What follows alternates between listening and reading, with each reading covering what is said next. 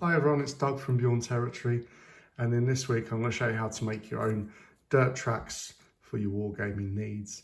And I've made mine in the style for the Peninsular War, so a bit more gravelly, dirty, sandy, worn-like. Obviously fit for cavalry, fit for infantry, something that you can use for multiple stands and bases. It's nice and light, nice and flexible. Hopefully you enjoy what I'm doing. Okay, to make the roads, I'm going to use this hardboard material. It's easy to cut through. And what I did, just to start it off, I picked my largest unit they're going to be going along, the widest unit that's going to go on the road, which is pretty much my cavalry. And I gave 1/4 of an inch centimetre either side. So we're looking at a width of the road,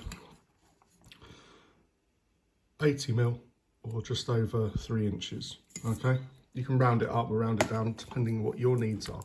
What I'm going to do, I'm going to make a crossroads as well for my roads. So I'm going to make a series of different pieces. So I'm just using my piece of road, and then I'm going to work out the width of what I need, and then I'll do this on each side.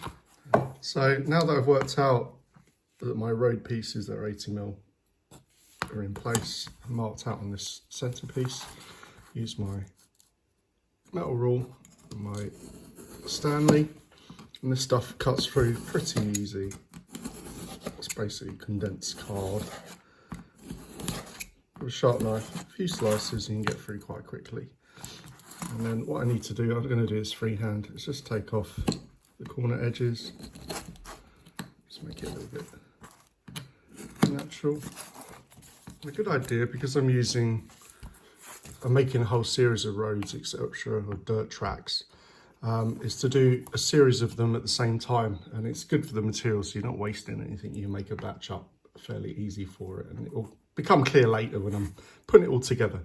So what I'm going to do now is just bevel the edges. Now, obviously, take your time, be careful with it, but I like on a bit of a slope on the corners, but I like a little bit of a slice, and I'm going to do it on the road as well. So just take my knife at a corner edge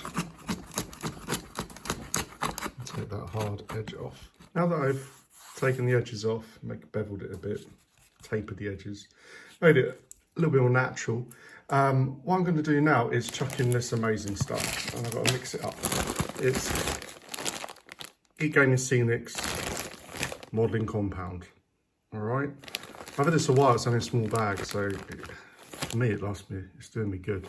But I'm going to quickly show you how to make it up if you haven't done it before. And on the back of the bag, it tells you what you need to do anyway, and it only takes 45 minutes from application for it being rock hard, which is awesome.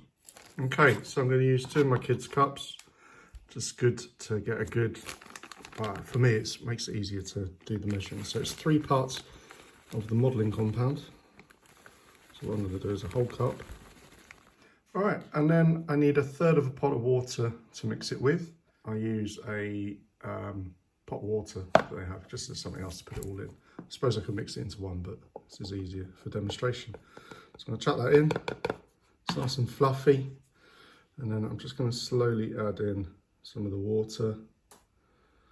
You see it reduces down. All right, and then I'm going to take my wedding ring off and my other rings, so I don't get into trouble and get stuck in it and ruin it. And you could use something to mix it with, but I'm just going to get stuck in because I enjoy this bit with my fingers, and it starts to turn into your oats, porridge oats is probably the best description. All right, and what I'm going to do, I'm going to apply, let's turn it this way around, a thin dollop of this modelling compound along the edges. A mound or a hill, I need to keep the surface fairly low, but it gives it something off the surface for the side of my dirt track. And do both sides, get it done. Okay, and I also decided to put a mound of undulating ground in the middle of the path. So this modelling compound's really quick and easy to work with. bit messy if you don't mind getting messy, but I've got about 15 minutes now from once I've put it on to do any smoothing out. You can use a brush if you wanted to, or I tend to just use a wet finger and just get the edges as smooth or undulating as I want. Cut into it, push into it, a nice natural feel to it. My modelling compound is now dry. It's rock solid. Ready to paint now for the next layer, which is cool. And I've done a series of them. That small pot of modelling compound went quite a way. Managed to do a series of roads and paths. There we go, they're all drying and etc. at the same time. I'm doing a batch. So with my black acrylic paint and Mod Podge mix, I'm just going to pick one of these and just slap it on all of them. Overnight I let my Mod Podge and black acrylic dry. It's solidified, made everything tough, held everything together. It's really strong, still lightweight though, and it's perfect base material now to build up the textures and the colours on. It's really important to get the Mod Podge on top of everything once it's dry. It kind of seals everything together, and especially the modelling compound, so it doesn't peel off or break off from the surface. It might be a good idea, you might want to scratch away your surface of the material so the modelling compound binds to it a little bit easier. All right, next bit is to come in with a light brown, and I'm doing basically a good covering the whole base in a light brown. Once the brown paint has dried, I'm then going to go to town with PVA glue. Once the glue's down, I use an old spice shaker, but this is just play sand that I've put in the pot, and for me, I'm just going to coat the top of the flat part of the road of the dirt track, flat bit of the dirt track, and a little bit on the edges as well. Next bit I'm going to add in is a bit of brown ground from RV Painter, and I'm just going to put it in little sprinkles every so often on the sides and amongst the road, dirt track, or whatever I'm calling this. Dirt track, there we go. Just sprinkle it amongst the dirt track to vary up the textures that are on the surface. You might want to press it in amongst the sand a little bit, get dirty. I don't mind getting a bit dirty and sticky with this. I also like to add in some of this stuff, some cork bits and pieces. And these are good for like larger stones or bricks in your terrain. I'm just going to scatter them everywhere there's a little bit of density. And just to add a bit of splash of colour, got some Summer Meadow flock, and I took a little bundle of it. I'm just going to put little patches of it every so often, dotted around to break up the sands, so see where little tufts of grass are growing. And the final bit is a bit of Geek Gaming Scenics Matt Sealant. With the sealant, I just douse the whole thing. It holds all my little bits of flock and sand in place. Luke contacted me last week, I think it was a week before. Just need to make sure that the nib doesn't get blocked. So I need to make sure I run it under hot water or warm water and make sure the valve is open and clean. It's just a bit of maintenance for it.